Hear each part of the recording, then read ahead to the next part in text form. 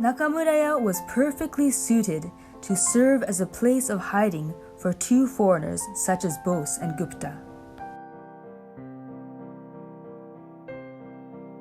Behind the store, there was a Western-style manor that was being used as a guest house and had become vacant just days earlier.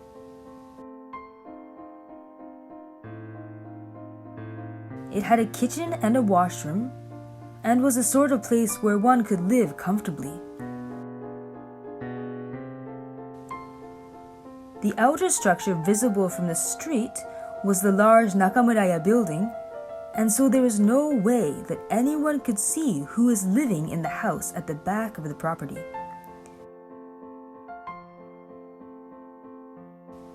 Even if someone did happen to inquire, it could simply be said that the store employees were living there.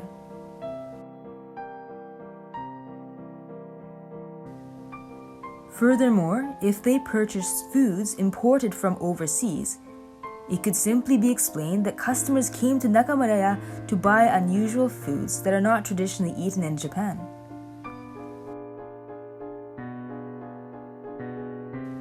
The Somas and their employees were as close as family, and so there was absolutely no concern that the secret would be leaked. Moreover, Kokko could speak English, so there was not even any problem with communication. Such a well-suited hideout was a rare thing even across all of Tokyo. Bose thanked the heavens for such remarkably good fortune.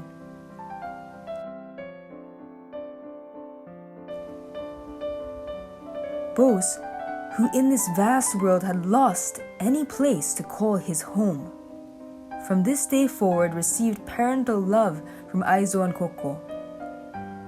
Thus began Bose's life as a fugitive, hiding in the shadows, cautious of even the sound of the wind, in a country with a foreign language and unfamiliar food and culture. This was just under 6 months after arriving in Japan, when Bose was 29 years old. If he was seen by the public, he would most certainly be apprehended by the police, deported from Japan, and placed on a ship to Calcutta. Bose's precarious situation was such that if he were to leave Japan, he could expect to be killed one way or another at any given time. In order to secure Bose's safety, it was all the more important that Aizo, Kokko, and their employees continue working from morning till evening, just as if he were not there at all.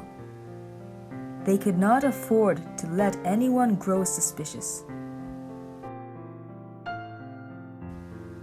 Bose kept the windows and doors closed at all times, and he had no choice but to live as though he were a ghost in a haunted house.